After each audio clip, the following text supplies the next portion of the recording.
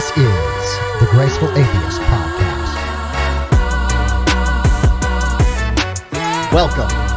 Welcome to the Graceful Atheist Podcast. My name is David, and I am trying to be the Graceful Atheist. My guests today are Karis Burkowski and David Fitzgerald. They are the authors of an amazing new book called Clearly Written by Boys, A Women's Guide to the Bible. The authors take this question very seriously. What if women mattered, really mattered, to the authors that wrote the Bible? Not just the queens and concubines, harlots and handmaidens, and barren women in need of a son's miraculous birth. Not just the unnamed mothers, wives, and daughters, but all women. Karis and David were Christians at one point in time in their lives, so they actually care about these stories and how they've been used and abused and what it would be like from the woman's point of view. In their book, they tell the stories of the women in the Bible from the women's perspective. It is an amazing book. I highly recommend it. You can find it on Amazon. Their website is clearlywrittenbyboys.com. Here are Karis and David.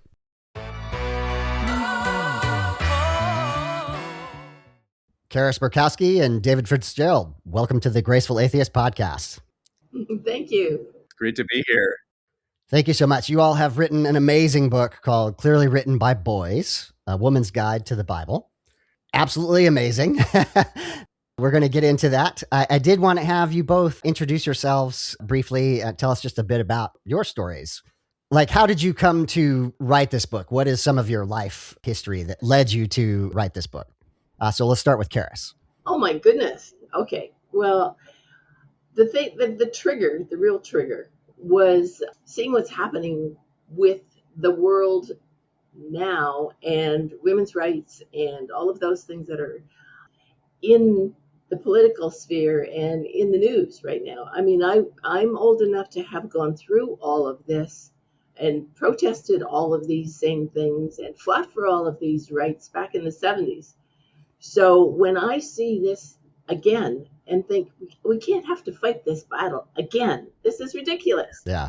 And then I ran into David and we got talking politics, and I was understanding that, he understood a lot of the same things that I did, and he had all this biblical knowledge, and it became obvious that there's a root cause for this. And it's that book that so much forms our culture. Whether or not you're a believer, the Bible is a foundational element for our culture.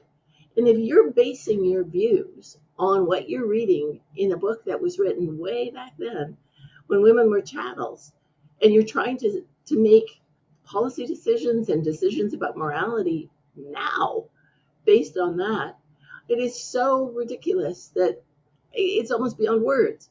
So it was just really important to write this book and wake people up. It was kind of like a smack across the face, like, come on already. Yeah, that's an apt description. A slap across the face is, we'll get to that in a second. David, how about you? Yeah, so I've been a atheist author for a while now, and a sort of a biblical historian or historical writer at least.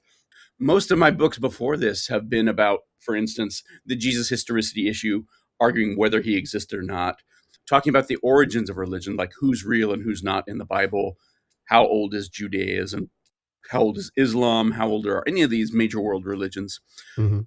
And we met at a conference in Canada called BahaCon, and that was the start. As she said, we just started talking about how horrible the political situation is right now, especially for women, especially seeing all these advances that came through just being rolled back and pushed back, and just seeing us dragged it. And it's always held up as Christian values, that traditional values. And it's like, there's nothing traditional about this. There's nothing conservative about this. These are extreme anti-woman, anti-freedom, hierarchical views, authoritarian views, and they're all done in the name of the Bible. And even people out there who never go to church, but just have this sense of the Bible is, we're a Christian nation, even if they've never set darken the door of a church, it's always done in that name. And so, it seemed really important to point out that especially for Christian women, people who aren't necessarily MAGA, but they consider themselves Christian first, and then whether they're good people or not, they all depend on the Bible, hold it up as their source of their morality. Mm-hmm. It's important to see that the Bible is not a safe place for women. It is not good to women. It doesn't like women. There's lots of places where it's downright anti-women, and that includes Old Testament and New Testament. It seemed important to talk about. Amazing. Yeah. Just a couple of things for the listeners to pique their interest. David Hayward, the Naked Pastor, also does illustrations for the book. They are amazing. I was struck by seeing his work kind of in compilation in the context of the book. That was amazing. There's so much passion. You're telling the stories of some biblical women from their perspective, Yep. as well as the scholarship. There's 1,000 footnotes. So really appreciated both aspects of that. I thought it was absolutely amazing. Maybe first, the question I haven't asked yet is the elevator pitch of the book. What is it from your perspectives as authors? And we'll get into more details as we go. Yeah, we do a couple different things in the book. The first thing we do, of course, is we retell several biblical stories from the woman's point of view. And just that one tweak of telling it from her point of view changes everything. And it's amazing how much that changes things. And then we like to give a commentary after each of these 5 initial stories. Some of the Bible's best loved and worst hated women in the Bible.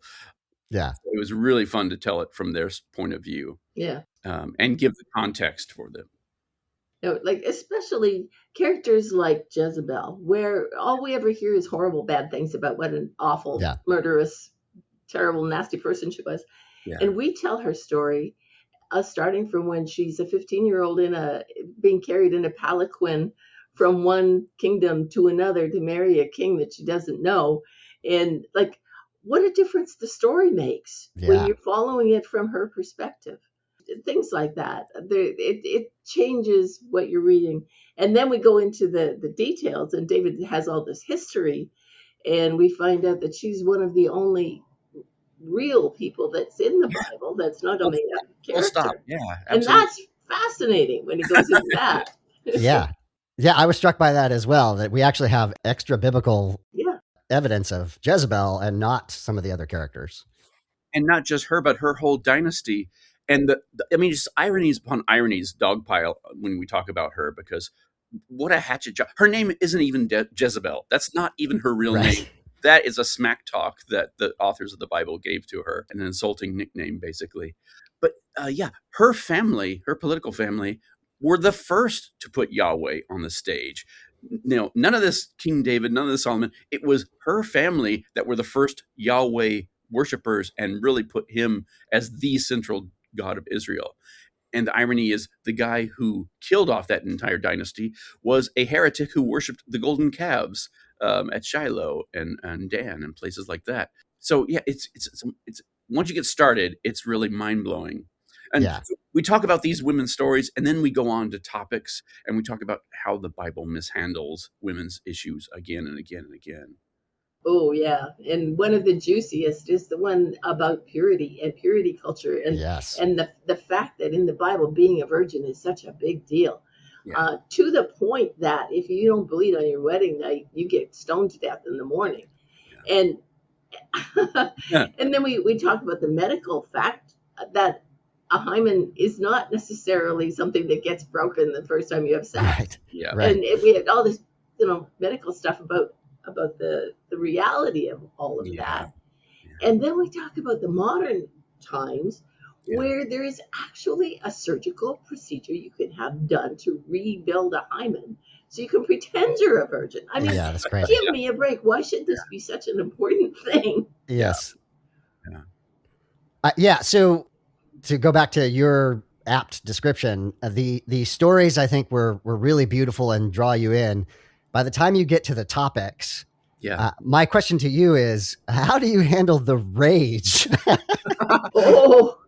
Well, it's funny because, the rage is a very real thing. Not all of our readers made it through the book without saying, you know what, I'm too mad about this. I can't. Yeah. especially the Christian women we spoke to about getting a review. I think every Christian woman we spoke to, they were on board with the Old Testament. They loved the retelling of the Old Testament stories. As soon as we started talking about Jesus, and maybe Jesus is not such a nice boy, boom, that was a bridge too far for them. Yeah. Yeah, and others told us things that, like, oh, it made me laugh every once in a while. It made me almost cry every once in a while. And once in a while, it made me slam the book shut and slam it on the table. And I just had to sit there for a while. Yes, exactly. Yeah. Yeah. I think, in particular, the two chapters that just really were hard for me to get through was the women as property and the purity culture aspect. Yeah. And the other thing I think that I really appreciate is that you are just shining a light on what the text actually says. Yes. You're not inventing anything. You're not bad mouthing it. You're just showing what it actually says. Well, and this is what I love about the fact that David has so much scholarship, because almost every paragraph, if we say something, we give the biblical quote, and you can go look it up in your Bible. It's right there. Yeah, absolutely. Absolutely. And just the way they dance around, they change things and they tweak it and they just respin it to do however they want it to make it say whatever they want it to say. As you mentioned about David Hayward's Naked Pastor cartoons, he can do in one panel what we spend 3 pages to talk about. He can do it in one picture. Yeah. Kat Hayward is a woman who did the rest of the art and the cover of the book. And the way she brought those women to life, it was so delightful to see too. Yeah. Yeah. Did you want to tell them the story about Mary? Yeah, the portraits. The portraits are lovely. She's done portraits for the 7 main women that we talk about in detail. Yes. And the one for Mary, when we asked her for a picture of Mary, she gave us a more of a traditional looking Mary, the modest, humble, sweet, all of that. And we went back to her and said, no, you need to have her looking up at God as if in her head she's thinking, you want to do what? Yes. Yeah, amazing. Yeah. Just on as a personal note, I have left Christianity for about 10 years now. So I'm 10 years in. Yeah. And I still felt like this book dropped some more scales from my eyes. Yeah. And the number one thing that just right off the bat is the story of Eve. And specifically, this is so obvious, and I feel dumb for not having, seen it to this degree, but that even the story of taking Adam's rib to make Eve is kind of a repudiation of the mother goddess concept and really literally taking away the creative nature of women. And it hit me in a new way. And I just thought that was really amazing the way you presented that.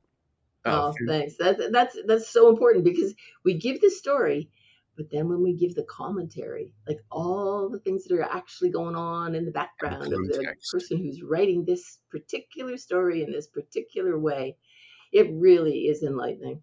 Yeah, and Christians are always going on about, oh, you're taking that out of context. Oh, no, that's not the context. You have to know the context.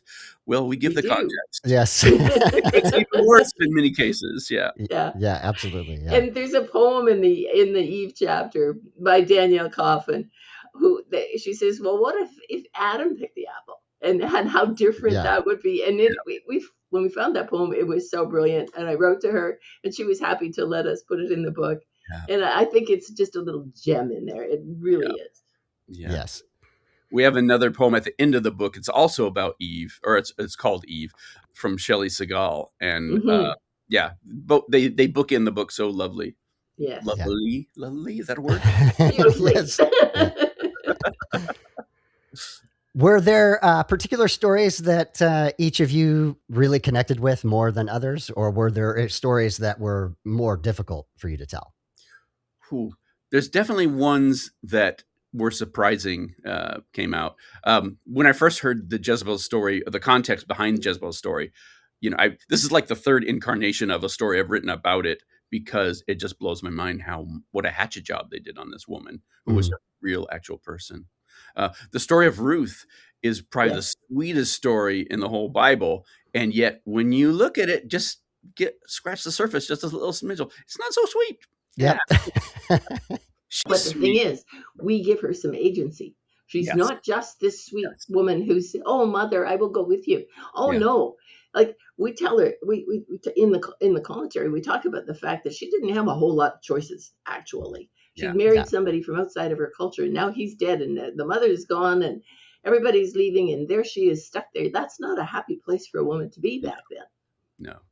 So she pretty much has to go with her, and then when she gets there, and they have to find a way to survive.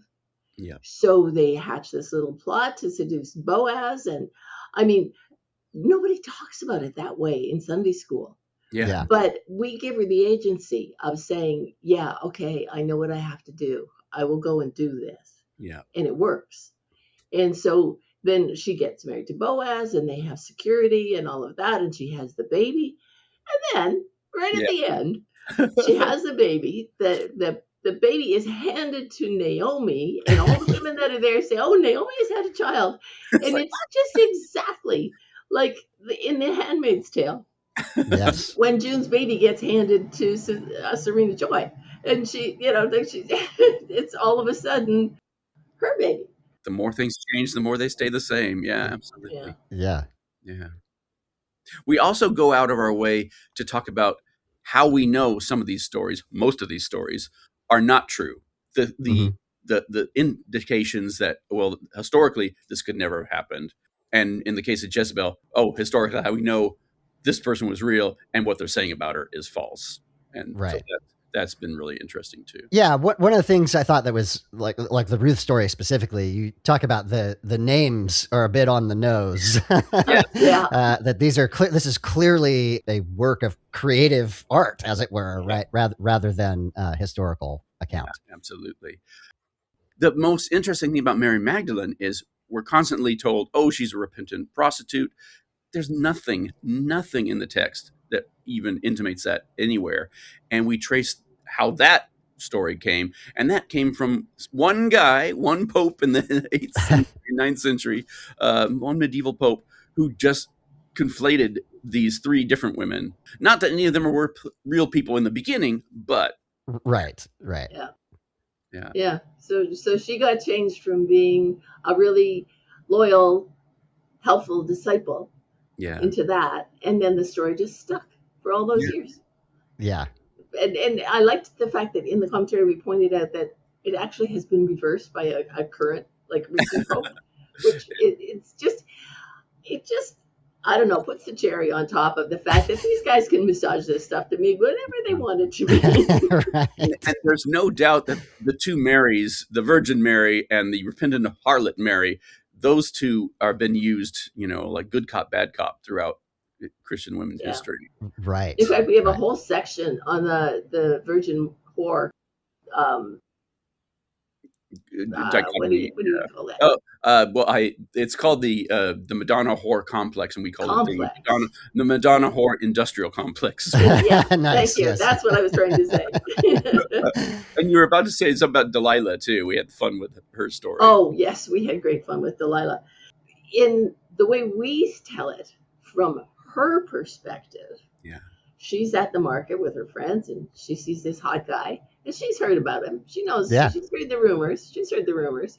But she thinks pretty highly of herself too. So she's thinking, I'm gonna go try this boy. And so she starts walking across the crowd towards him, with her head held high, looking right in his eyes, and he sees her. And so then he's standing there going, "Oh, you think so, honey? Just wait." And then they actually get talking, and then they become lovers and so on. And then the rest of the Philistines are trying to get her to find out how they can tie him up so he can't get away. Yeah. And so they start having these little nighttime games about getting tied up. Yes. Yeah. And it turns into a fun story until it's a sad story. Yes. But again, when you look at it from her perspective, and the fact that she was between a rock and a hard place, because those guys would have done much worse to her than he ever would have. It changes the meaning behind it. So it's important to tell these stories. And we don't like try to rehabilitate her. We don't try to change nature of the story. We just kind of put a little more interesting nuance to it and add some context. Yeah. I liked your word earlier. You've given the characters agency. Yeah. Right. She goes after Samson. Yeah. Because it's astounding how much in the Bible, especially the Old Testament, women just do not figure in the equation at all. We don't care about who they are. If they're named, usually it's so-and-so's daughter or so-and-so's concubine. It's in like the book of Luke is one of the most unique ones in that it actually treats women as it passes the Bechdel test, and almost no other books of the Bible do that. Yeah. Where you actually get into their thoughts and motivations and feelings. Right. Interesting. Yeah.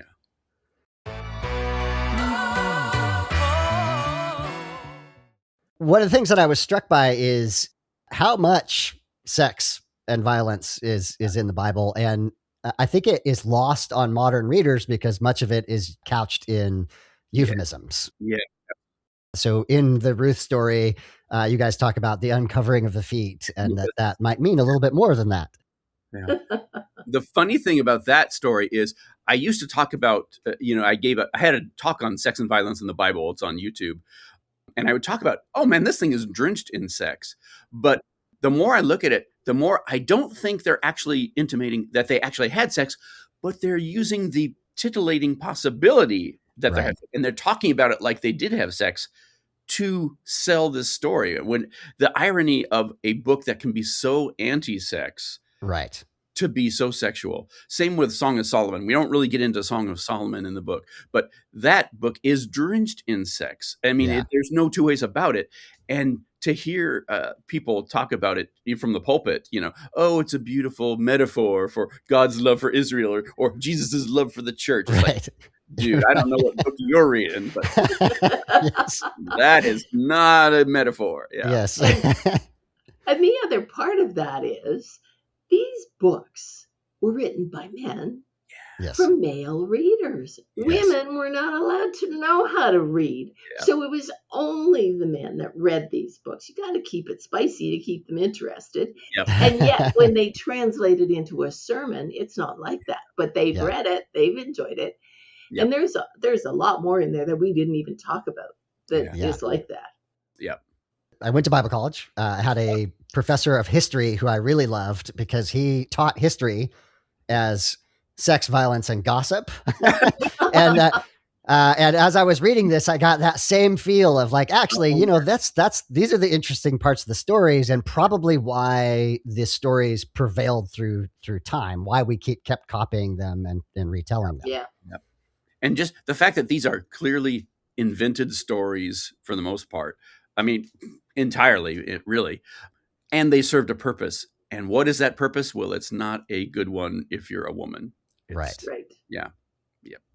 Or a man for that matter. It's hierarchical. It's to put these guys in charge and have all the society built around them. So that's one thing I think we get into, how a matriarchy is not just a patriarchy turned on its head where, now women are the boss and men are the absolute slaves. No, it's a completely different animal. Yeah. Right. So let's talk a little bit about what we started with, Karis, that these stories have been used and abused to justify modern horrendous behavior and how that's influencing our current politics.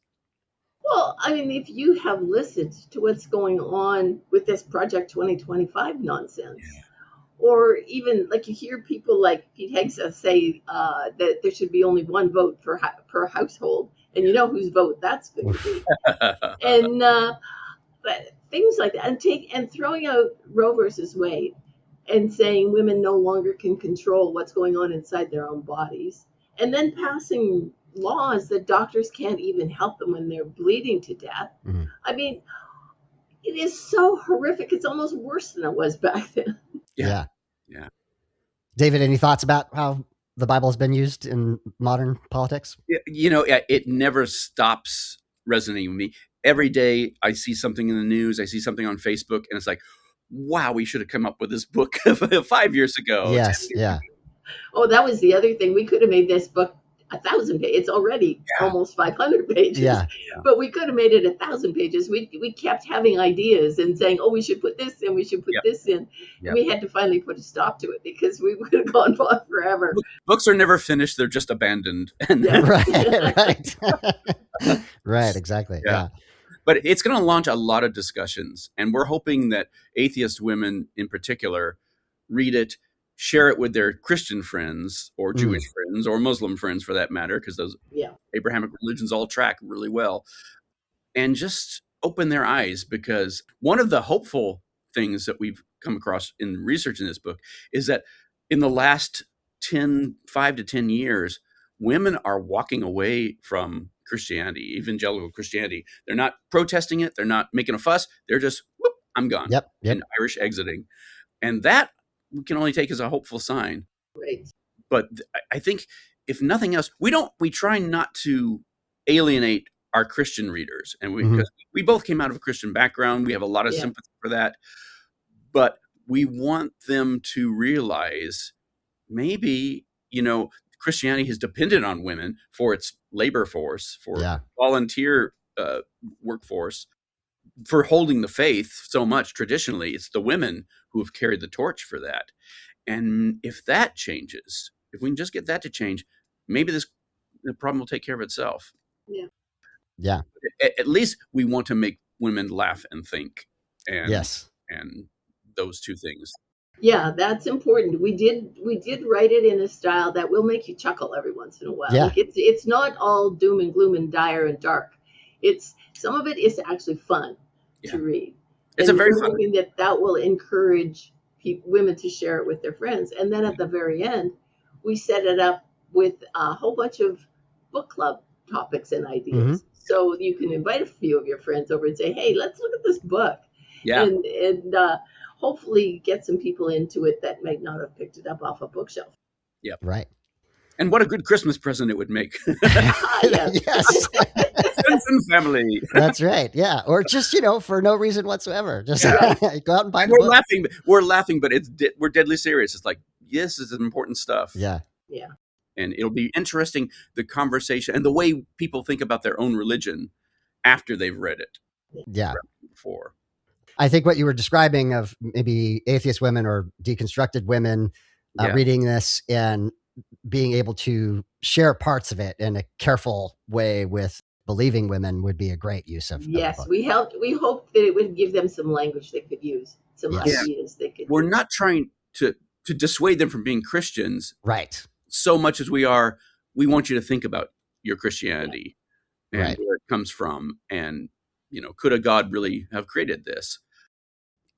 Particularly Genesis, one of the difficulties that maybe affects even modern culture is how recently the theology has moved towards a literal interpretation of Genesis, and basically literal interpretation of the entire Bible.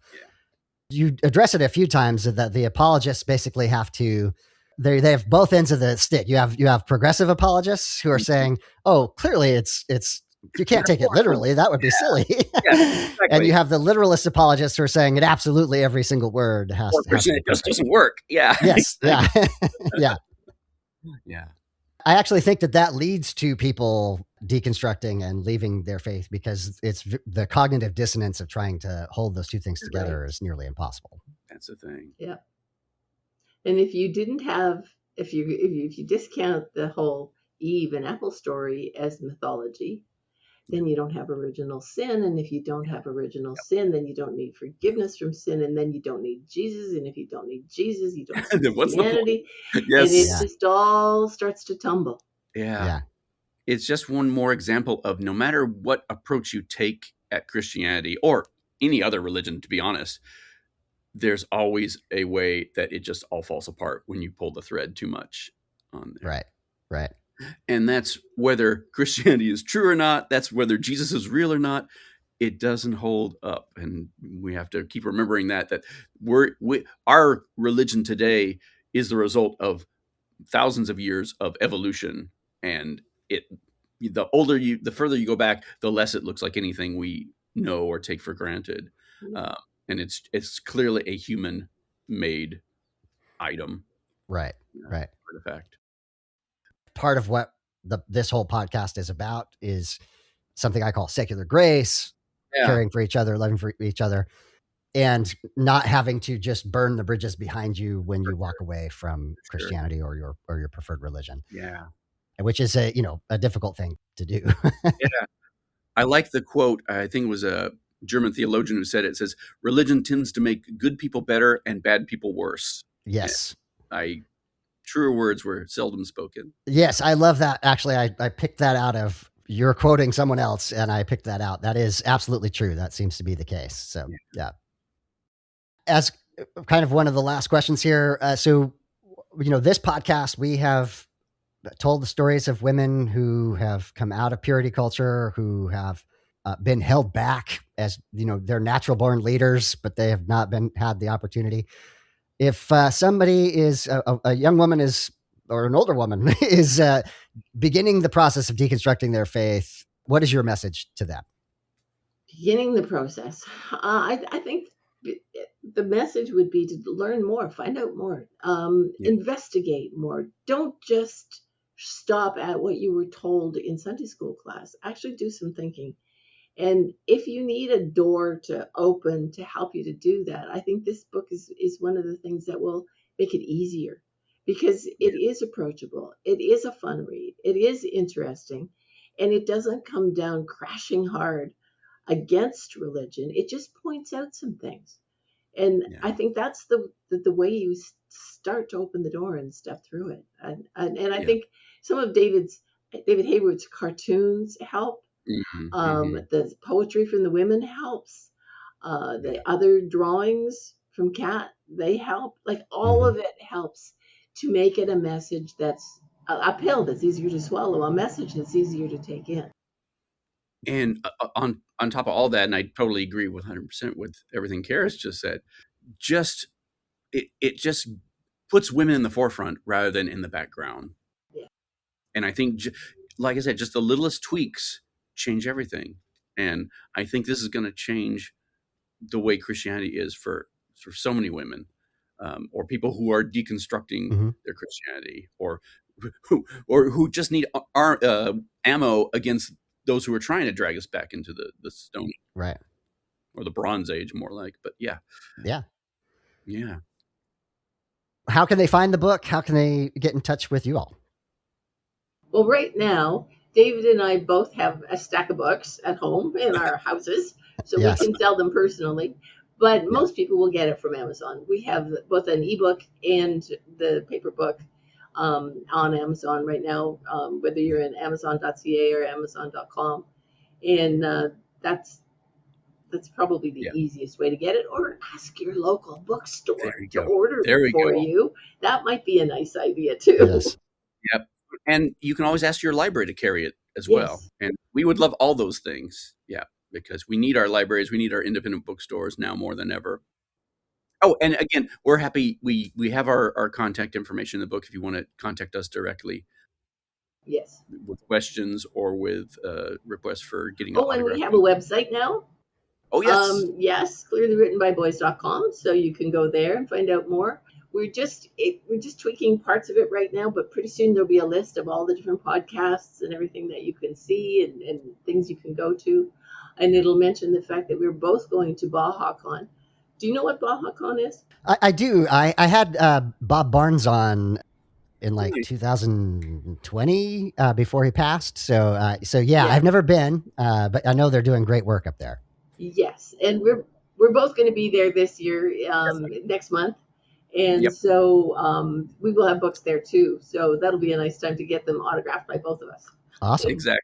It's in Sarnia, Ontario, Canada, which is just across the water from Michigan. And for anyone who doesn't know, David lives on one side of the continent and I live on the other side. So that's one of the very few times that you'll find us both together. All right. Yeah, great. Absolutely. The book is Clearly Written by Boys, A Woman's Guide to the Bible. Karis Burkowski and David Fitzgerald, thank you so much for being on the podcast. Oh, thank you. Thank you for having us.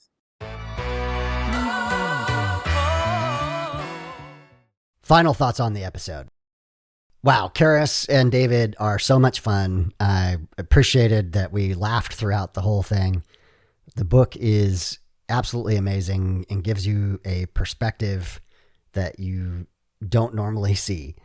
The book is Clearly Written by Boys, a women's guide to the Bible. You can find it on Amazon, and their website is clearlywrittenbyboys.com. Please check it out. Please go purchase the book. The best compliment that I can give to the authors and the book was that I wasn't able to read the entire book before the interview, but I went back after the interview and completed it because it was that good, that interesting. Telling the stories from the women's point of view is just brilliant. I want to thank Karis and David for being on the podcast and for writing such an important book. Thank you so much for being on the podcast.